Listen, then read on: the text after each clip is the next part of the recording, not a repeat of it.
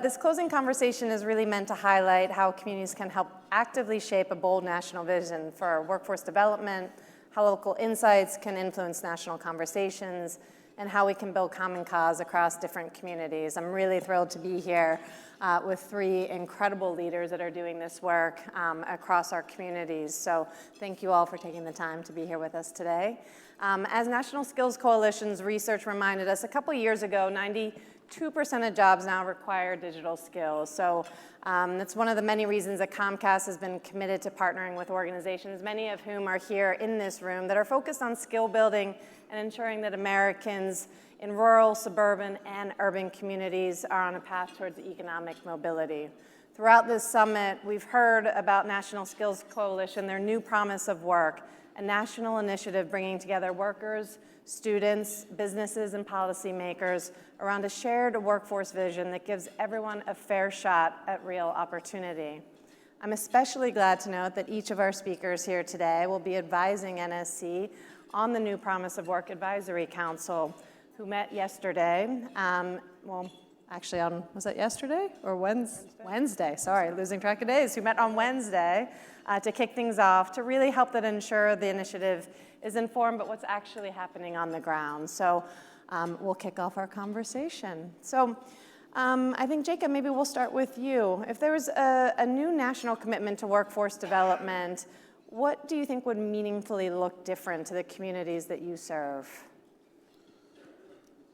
All right, I'm a little nervous, so I wrote down my thoughts ahead of time, so bear with me. You don't strike me as a nervous. I tried to think about what would it actually look like in my home, so I want to sort of try and transport you to the Appalachian Mountains where I'm from. If there was a new national commitment to workforce, my community in West Virginia would no longer have the lowest labor participation rate in America. The 6,000 laid-off coal miners like my dad would have new skill sets, placing them into new jobs, turning us from the worst state in America for business into the best state. My hometown of Huntington would transform from the nation's opiate overdose capital to the city that eradicated addiction through holistic wraparound employment. My home would make headlines, extra, extra. The state that loses the most population every year now gains population for the first time in half a century. My people would not only be able to stay in order to have a good life, but my kin who had left for better opportunities can return home. And I can feel confident that when I, Jacob Hanna, raise the sixth generation of my family in West Virginia, that it won't be dooming them to the dilapidation, despair, and disassociation that I was born into, especially when I struggled to work and get my GED at the same time. If there was a new national promise for workforce, I would happily shut down my nonprofit tomorrow. And instead, I would pick berries instead of picking up Narcan cartridges that I keep on me. I'd write songs again instead of writing grants.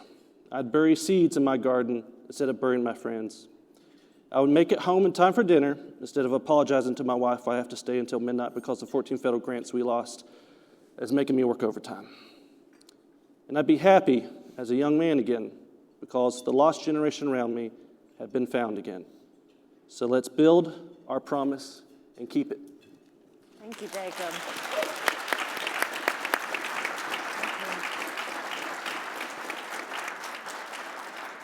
Thank you. Caitlyn. I'll take Jacob's picture. It's really hard. I think you pretty much nailed it. Yeah. Thank you, Gwyneth, for this conversation. Yes, absolutely. Look, at Scholas, we believe, like every person in this room does, that human potential shouldn't be limited by access to opportunity. And for 30 years, we've been providing no-cost, employer-driven training solutions that help people achieve economic mobility and lasting careers. Our learners are career changers, they're veterans, they're military spouses, they're people without a four-year degree, and people with a four-year degree. They're every age, every race, every gender. We operate nationally, but our success is built locally, based on what employers are actually hiring for, and on real partnerships with schools, with community-based organizations, with local government that understands the fabric of the communities and what people actually need to thrive. Our training is fast, rigorous, and job connected. We're talking a couple of months plus career coaching, placement support to get people that first step in the door, and then years of support and advancement to continue on your career journey. For Scholas graduates increase their incomes 3x on average. And in the last 30 years, our 30,000 graduates have increased their collective wages by $2 billion a year. That kind of impact, and what we really need to see with a national commitment, requires exactly the kind of investments that Jacob just so beautifully painted. It means real wraparound services, childcare, transportation, basic needs. They are necessary in every rural community and every city. People cannot reskill at speed if they are choosing between education and survival. The second is moving beyond surface-level exposure to technology and really embracing what is changing in our workplace. Applied AI education is critical across almost every role. At Scholas, we've integrated now AI into every step of our learner journey, from a tutor and mock interview study buddy that we call Azari AI, to role-specific AI tools and hands-on learning that allow people to build, to create, and to solve problems with AI rather than just being consumers. And finally, a national commitment would mean that we are making real investments in demand-led, cohort-based training models that we know work and that can evolve with an employer needs, and that we would all collectively measure success by job quality, wage growth, and long-term career mobility. Hell yeah. Yeah, you're here. All right, Mauricio, you're up. So you stole some of my, good. my thing. Good. So I'll be real. I just came from a board meeting across the street from my organization. We're a Latino civil rights organization. And what I literally, they know, I literally ran across the street. The topic that I left, we were talking about our commitment this year around holding Congress accountable to the lack of action they are making around a number of issues, but a big one is, you may have seen, is around immigration enforcement. So for me, this question is a really hard one because we know right now it's hard for many of the families we support, and we have over 300 plus affiliates around the country, community-based affiliates, that might be doing job training, that might be doing housing counseling, that are federally qualified health centers. But those essential services are being attacked because, one, federal resources may not be available like they used to, but those organizations are redirecting their focus to crisis. We're in a disaster response mode. And so for me, it's a hard question to answer. But what I do know, and what our affiliates know, and a lot of the partners that we have on the ground know, is that this moment will pass. I know it doesn't seem very likely right now, but it will pass. But what remains there is this economic discontent, this economic anxiety that we're seeing. And you put it perfectly. Communities everywhere, it doesn't matter if it's rural or urban, housing is unaffordable. The lack of good jobs is prevalent everywhere. And so for us, it's about bringing dignity back to a job that allows you to go home and, as we say in Latino households, have a carne asada with your family in the backyard. It doesn't matter if you're making six figures or whatever, but the fact that you can do that on a daily basis. This is a value. This is a dignity that we want to bring back. And that's being attacked. And it doesn't matter if you're Latino, if you're Black, if you're white, if you're from Appalachia, if you're from New York City like where we're from, it doesn't matter. So for us, that's where workforce development is so crucial. It's not the solution. It's part of the collective solution.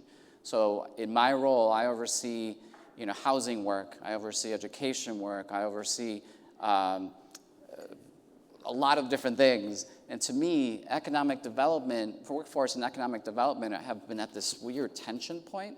But if we think about policies and we think about programs, we can't divorce them from each other. They have to be interconnected. And it shouldn't rely on community-based folks or folks touches us to really force the issue. Our policymakers need to represent that, but oftentimes they're putting us against each other for these valuable, scarce resources. So for me to potentially answer the question is there's got to be more collaboration across all those different worlds. And knowing that immigration, I'm sure some of you have worked in this, has been this pain point for decades. No one wants to touch it. They didn't touch it this year until we're seeing what's happening in our communities. Now it's become an issue that people want to talk about. It's impacting local economies, and it will continue to impact local economies. So the day that we can talk about these issues in a holistic, collective way, that's when I feel like we'll have a new promise for work. Thank you. So let's stay with you for a minute. So you've talked about your 300 affiliates, and I think the importance of local and policy. So can you talk a little bit about an example of a local model in your work that you think should inform that national policy? It kind of goes to what my friends up here mentioned before. I think it's pretty simple in some ways. It's about trust. So I think Luis Sandoval might be in the room. He runs Building Skills Partnership in California. If you don't know about Luis and Building Skills Partnership, please read up on them. Their model is, yes, their job training. Yes, they work with unions. Yes, they work with the airport, all these other things. But their model is centered around trust. It's trust with the communities they support. It's trust with the employers they partnership, and all the different people in that ecosystem. And I know this may not be new for many of you, but we really don't lean on that enough. If that trust is ruptured, it's really hard to build back. And so one thing that we've learned in my capacity, working with 300 plus organizations, is that goes a long ways. And if you think about the communities that we serve, a lot of them are immigrant communities, of course, whether they arrived yesterday or they arrived 10 years ago. Oftentimes, folks will be more prone and more willing to go to these organizations because of that trust. They won't show up at a government office that they don't know anything about. They know that their dad or their tia or whatever went to this organization. And so for me, it maybe not be rocket science, but it's leaning in on that collective. Caitlyn, Jacob, I wonder if either of you, as you think about that kind of local model and informing national policy, are there examples that you'd want to highlight or share? Sure, I'm happy to jump in. Just yesterday, I will confess, I was not on Hill visit because I snuck off to Ohio for the day. Where in Ohio, Caitlyn? I was in Jeffersonville, Ohio, a rural town about 40 minutes from Columbus, Ohio. And the reason that I was there was for a really interesting impact sourcing partnership.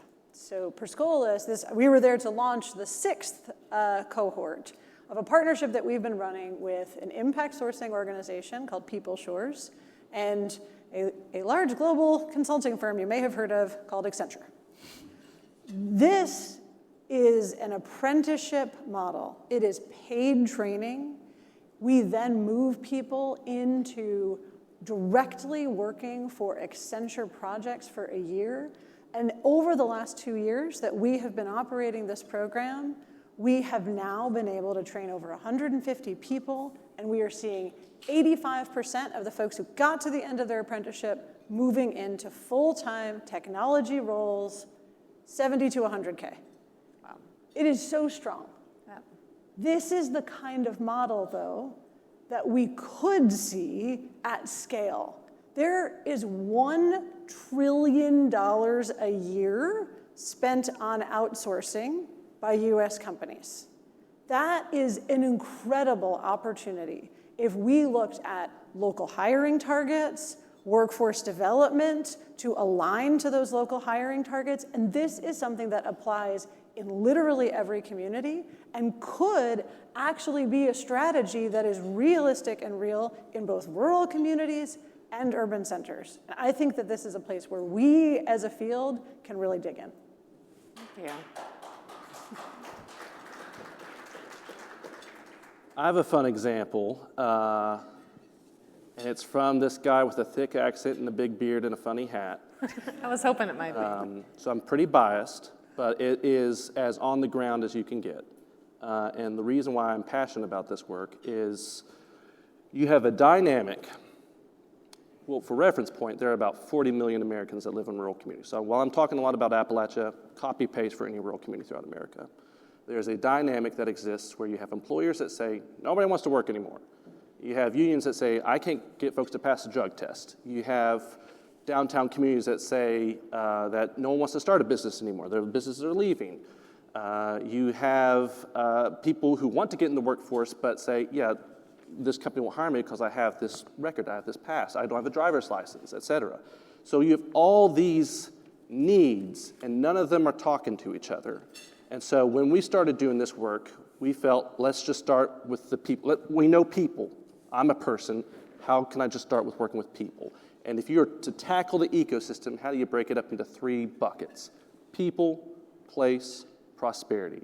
Those are the 3 things that are asking for help. Those are the things that are not talking to each other. So how can I be this weird kind of convener that brings them together and finds how they can complement each other's needs?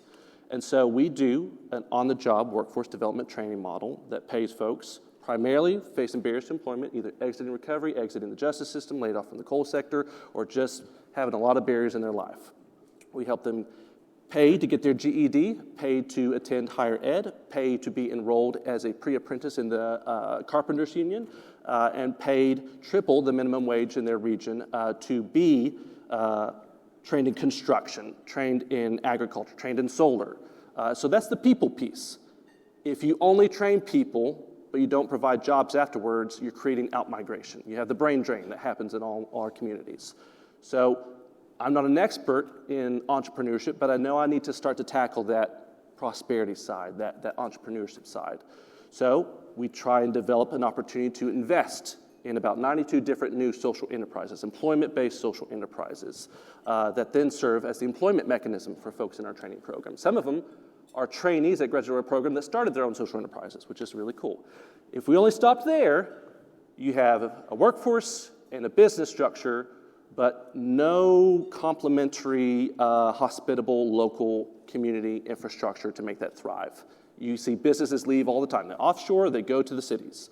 And so we can't help ourselves from just iterating. We became a licensed general contractor, and we learned how to leverage brownfield grants, new market tax credits, historic tax credits, and renovate these downtown community buildings where our people live, where their businesses are at, that serve as incubators so that the businesses don't leave, the folks can stay, they can afford to live in the housing upstairs, have their businesses downstairs. And to date, we've trained about 4,000 people in different variations of that sectors. Like I said, 92 different social enterprises, about 400,000 square feet of property revitalized that would have been bulldozed or turned into abandoned properties. And all that creates a big unintended systems change. We're finding when you do direct work in community, it establishes deep roots that make a big tree that has a big shade that reaches to other communities. And so now we're working in Kentucky and in Ohio and Pennsylvania and North Carolina, and together we collectively leverage $900 million in federal grants for this model, which is awesome. A lot of that got terminated, but I don't care. I'll keep doing the work because it's a roadmap and it proves the concept. It's a shovel-ready portfolio of projects. It's built a capacity that you can't erase. It's built trust that is localized and not dependent on some big, large employer coming to save the day, which never happens in our region. And it provides agency, dignity, opportunity, ownership, where there was the opposite of those things in the past. And so that's what really excites me because it is replicable, scalable, and it's not just an Appalachian thing. It's those 40 other million Americans that are looking for how do we live where we love and not have to flee to another community where there's better resources. Because I really want to be a dad, if you could hear in that opening paragraph that I gave. But boy, it's anxious thinking about raising a kid in a school system that just lost its schools, and in the taxpayer base that's crumbling. So how do you rebuild a society? It starts with workforce. It's not the only key, because if you just stop there, at least out-migration, but it starts there and it addresses every other factor inside of it. So I'll stop there. I could go on for hours. Thank you. So I love this people, place, and prosperity, and I wonder if we stay on that theme a little bit, particularly as we think about place. I think often there's this conversation around rural versus urban, and they're like two separate things completely. And yes, while there are definitely distinctions and nuances, I think likely probably more similarities than not. And I wonder, as you all are working in different communities, as you identify kind of some of the shared needs, perhaps you could speak to some of them so we can kind of debunk some of that myth around the rural and urban divide. Maybe, I don't know, Mauricio, maybe we'll start with you, because I think you've got a unique perspective there. So we're a national organization. The heart and soul are the 300 plus affiliates from around the country. They're in big urban, New York City, they're in LA, and so on. They're also in, suburban, smaller, mid-sized cities.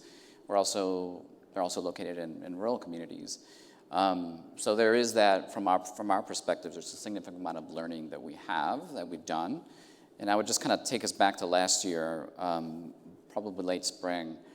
We decided to do a listening tour in partnership with affiliates. We went to 15 different cities in partnership with, I think it was 13 or 14 of our affiliates. We engaged nearly 750 people, grassroots leaders, community members, small business owners, some cases, local government officials, to understand what was keeping people up from an economic perspective, from an everyday economic issue. And we did this because of the issues we've been hearing about forever, really, around, what was on the ballot in 2024, around the cost of housing. We heard a lot about eggs. But we really wanted to, and we've done our polling where consistently the top 4 issues were, the same ones always: the lack of good jobs, the lack of affordable housing, and so on and so forth. But we wanted to sort of get a little bit more nuanced and have a little more color around what are the issues in Stockton, California versus Rochester, New York, and places smaller and bigger. And so the thing that probably not very surprising is that it doesn't matter if it was in Appalachia or parts of, the Bronx, the cost, affordability, everywhere is expensive. If you think about it, like, in New York City, rent is ridiculous. There's a reason what happened in the election happened. There was a theme there. But also in places like, I just remember this. I was sitting in Stockton, California, and it wasn't the Stockton sort of the city, but like a little bit outside where there's a lot of farm workers. And a local council member was saying that he has trouble paying his rent and making ends meet.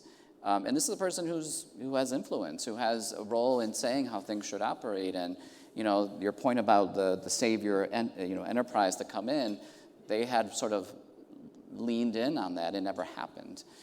So the takeaway is that we're all coming at it from a similar place. We're all experiencing these affordability issues, no matter if you're in a huge dense center or not. Rent is too damn high. Home ownership is out of reach for most. Jobs, whether there's an excess in New York City, they tend to be low wage without benefits or ways to advance. If you're in rural areas, maybe there are not as many jobs and people have to look elsewhere to have that opportunity if they can go elsewhere. That was consistent. And it wasn't empirical. We didn't do all these things, but the stories themselves were the same. The place changed. And so for us, it's about the local context. What does a place-based effort in Tulsa look like versus what it looks like in a rural county? They're going to look different, but there's things we can learn from each other. And the fact that you were able to do that, like, I want to learn from that. And I think that's the beauty of some of our national groups, is that we can learn from a lot of the work that is happening in community and be able to either scale it, dissect it, and see what worked, whether it was through federal funding, through its partners. But at the end of the day, the issues are the same.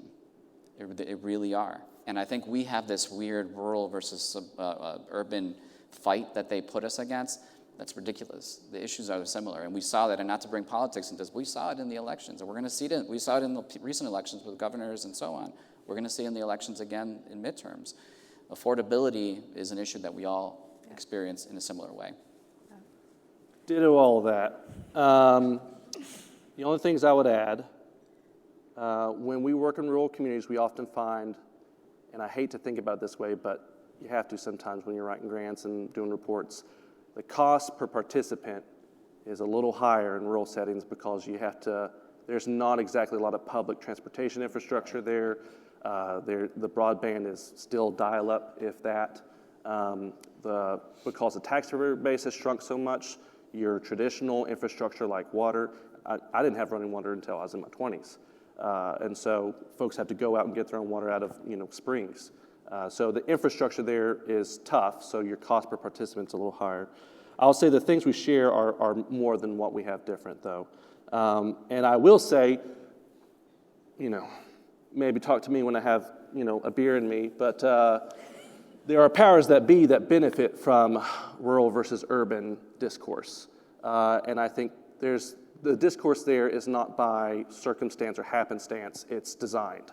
And so how can we dismantle that in a way that shows that we can actually benefit by working together because we complement each other? The rural sector complements the urban sector and vice versa. And so I think the thing we share the most is exploitation. We share a lot of extraction. We share a lot of false promises, broken promises. The opioid epidemic is no discerner of character. It hit us just as hard as it hits, inner city communities. So I think that's a big one. That's a commonality there. And then I will say too, I find it fascinating that there, especially for the underserved communities in urban settings, there's just as much distrust of systems as there is in rural communities. And I think it's justified.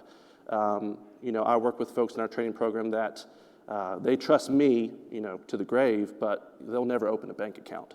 They'd rather be paid through Cash App. And I find that a lot when I work in urban settings as well, because there's just been screw over after screw over after screw over. And so how do you self-preserve? So I think finding how to turn the shared trauma into a rallying cry of collective impact is going to be the key to healing the distrust and the divide in America that we see today. Jacob, let me just jump in to say that I think that systems that respect people's time and dignity are such a critical piece of this, and that is absolutely in, whether you're talking about urban centers, whether you're talking about I would say probably insufficiently explored suburban poverty, which is very real, or whether you're talking about rural communities. I think people engaging in systems that are actually treating them with dignity is critically important. I think one of the other pieces that this conversation really brings up for me is the importance of us collectively thinking about global competitiveness and how we can ensure that localities are not fighting each other for the lowest common denominator. Right. And a lot of that is better integration of economic development policy and workforce policy, and ensuring that we are trying to lift up industries that can create more and better jobs, that create real output for American workers, and not fighting over scraps to see, who can lower their tax base the most to bring in an employer from somewhere else. Mm-hmm. Thank you.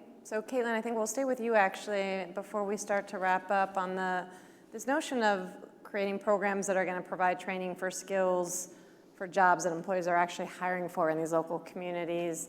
And I think coming back to that notion of dignity is really important, and thinking through this kind of people-centered workforce system. And so what do we actually need to focus on in order to create that people-centered workforce system, and then the programs that are providing the training for the skills? So obviously I think Scholas is really well positioned to address this, but maybe we start with you. Sure. I mean, I think, when I think about a people-centered workforce system, I have to think about real people. So I'm going to give you one story. There are literally millions. But I'm thinking about Robert Daniels, who is one of our alums. A year ago, he was working in early childhood center, right? Critically important work that did not allow him to pay his rent. Mm-hmm. Wanted to advance in his career, but couldn't figure out, how do I invest in my own human capital while also working 60 hours a week and unable to pay bills? Right. He came to Scholas. He wanted to transition into tech. He was able to access tuition-free full-time learning, but those bills still have to get paid. And so the way he was able to do that is we have a partnership with Social Finance, Google Career Certificate Fund. He was able to take a zero-interest loan that he was able to access over that time period to support himself. He also was able to immediately take advantage of our also free Career Accelerator upskilling credentials. Today, he's working for a fintech company. He's making 40% more than he was earning before. But I think what's really important and what I heard from him was that he sees this as a foundation for a career. And he couldn't figure out where he was before how it could be a foundation for a career. I think that there's a few lessons from that, and one is that we need our care economy to pay people enough for that to be a career and for people not to be dead-ended, something that they are passionate on. But it's also just a reminder that if we want people to be able to invest in their own potential, which we all collectively need, we need to make it possible by removing those barriers to that access. Thank you. Mauricio, Jacob, thoughts? Everything ditto. Ditto. So from name of our panel. should argue more. We should argue more. Ditto, ditto. I don't like your beard. No. Do I have one? I trimmed. I should. That would be really unfortunate. So ditto all that. I think for us, and just sort of from a data perspective, by the end of this decade, Latino workers will represent 80% of the new workers. So that's a huge number. Obviously, what we're seeing now in community right now, that's going to impact that. But we're not going anywhere. And we're powering a lot of the industries that we all work with in this room. So for us, it's everything that Caitlyn said. And I would add that there will need to be a shift. And it's been going, I think there's been a little bit of hiccups along the way of employers really understanding their workers, their potential workers, and where to meet them. Sometimes I hate saying meet them where they're at, but it's true, right? So there's a cultural competency, there's understanding the communities they come from. A lot of our immigrant communities, not just Latino, but a lot of our immigrant communities come to this country with a significant amount of expertise in a range of different industries, but it doesn't translate. And so how can we do more to help them translate that so that and also at the same time work with employers so they understand that. So we're meeting in the middle. So echoing exactly what Caitlyn said, and I would just say that there's more work to be done, significant amount of work to be done to understand the worker. And again, that doesn't mean just from my perspective, I work at UnidosUS, yes, the Latino workers, but workers in general, because there's a lot of skills that workers bring to the table that frankly employers don't recognize. And this goes to the work of the skills first movement.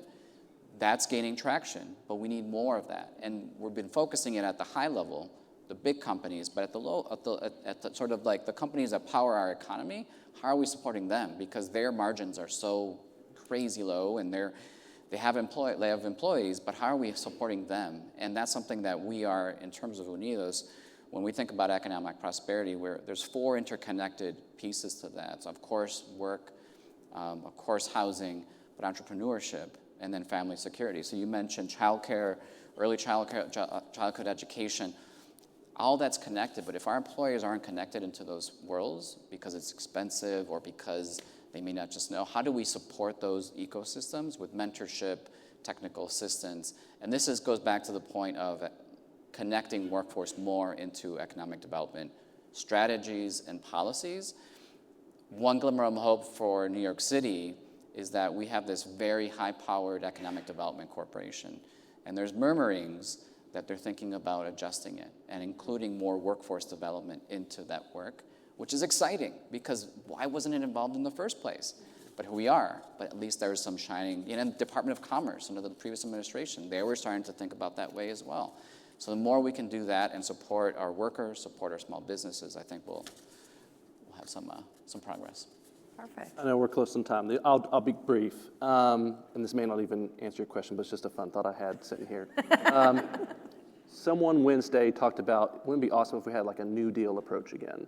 And I think what was really effective from that approach, my papaw was employed by the New Deal, and he helped rebuild our community and built our state park, which I enjoy now when I go there anytime now these days. It wasn't training for the sake of training. It was, how can we have folks have agency to transform their homes, their communities? When we hired one of our first trainee, Andy, laid off from the coal sector, impacted by opiates. His high school had shut down because of loss of population, slated for demolition, and now he's a supervisor renovating that school to be apartments upstairs and businesses downstairs. And what makes that fulfilling for him is not just, okay, it's a paycheck, but no, he is transforming the place that he went to school in so that if he wants to, he can live inside of it, and his neighbors can live inside it, and other folks can come there, and they have the alumni that come there and celebrate. So it's got to be deeper than just the numbers. It's got to be deeper than just, okay, great, you did a project, or you got trained. What makes you feel alive? That's what we need to tap into, and everything else will just fall into place. Thank you. All right, so we're going to wrap up here. You've got a room full of leaders, of doers that are going to go back, and they're going to make some meaningful change in their communities. What is one action that people in this room can take in the next year that's going to ensure that community voices actually shape the national workforce agenda? In one sentence. Mauricio, we're going to start with you, and we'll go down the line. One sentence. I know that's hard. Or at least be brief. I think it's, we compete a lot. I'm sorry, I can't do it. It's okay. We compete a lot in nonprofit, right? Like valuable dollars, particularly if you're thinking about like places where it's not very dense, we compete with each other for dollars. And that's part of, there's a lot of reasons why that happens, but like, I guess my one sentence would be more coalitions, more effective coalitions. We know there's a lot of crappy coalitions out there. Like, hey, want to do stuff? Sure. But more coalitions, but there's that trust and alignment, and there's a clear goal. I think we need more of that, more than ever, particularly when federal resources are not what they were, and they're not going to be for some time. There's only so much state and local resources. There's so much philanthropy can do. So more work together and listening to each other to ensure there is that alignment. Caitlyn? I'm also not going to stick to one sentence. Sorry, these are not rule followers. It's fine, totally fine. Talking about the New Deal, I think, is a really interesting parallel because right now we are all at a moment where we are protecting, where we are trying to wrap our arms around the communities that we serve, where we feel defensive, and we're trying to plug holes in the social safety net that is weakening fast. And when I think about the New Deal as response to the greatest economic crisis that our country ever had, I think that we have to use this moment to be bold, that we need to be articulating a vision that will create the kind of lasting impact that those New Deal programs did. Yep. That we need to be looking at funding streams that will outlast administrations and embrace the fact that there is not a single American who doesn't agree that investing in skilling for a competitive workforce is something that we should do as a country.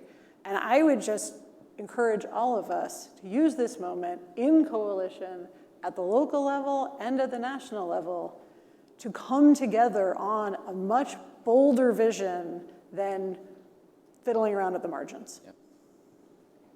I'll make mine one. I just want to say. One long, grammatically incorrect run-on sentence. Ooh. Still obeying the rule here. Your pain point holds a secret power that can be a rallying cry for collective impact that builds ecosystems that are bigger than the pain point itself. And how we did that was defining the goalposts, measuring the pain, and orienting everyone towards it. Otherwise, we're crabs in a barrel, pulling each other down to try and desperately get out. But instead, we can be geese in a formation flying in the same direction. So fall, it's a cheesy, and I kind of hate it, but it's a phrase, fall in love with the problem, so you really know how to turn it into power. I statistically should not even be on this stage. I should be dead and gone if you were to go by statistics in Appalachia. I'm off my sentence now, so I'm meandering. If we were to try and push past the problem, we will never address it. And so to go deep into it, I don't know how best to describe it other than you find a new power in there. And for us to go as deep as we can to the core of it unlocked so much. So much. The fact that we are the lowest of every totem pole of quality of life metrics sucks. But I'm going to wield that number of lowest and worst to become unignorable in every room I go into, to shake every tree that I can to bring down every dollar. And by Jove, it's working. So thank you. Thank you. So what I heard was that we need to be bold. Thank you, Caitlyn. That if we're actually gonna make lasting impact, that we need to really center ourselves in trust, make meaningful coalitions. We need to fall in love with the problem and find power in the solution. So I want to thank each of our panelists. It has been a pleasure, a true joy to be with each of you today. Thank you to the National Skills Coalition and for all of you for your time today. I encourage you all to go back to your communities and take some of these incredible nuggets from these extraordinary leaders back. And thank you all. Thank you.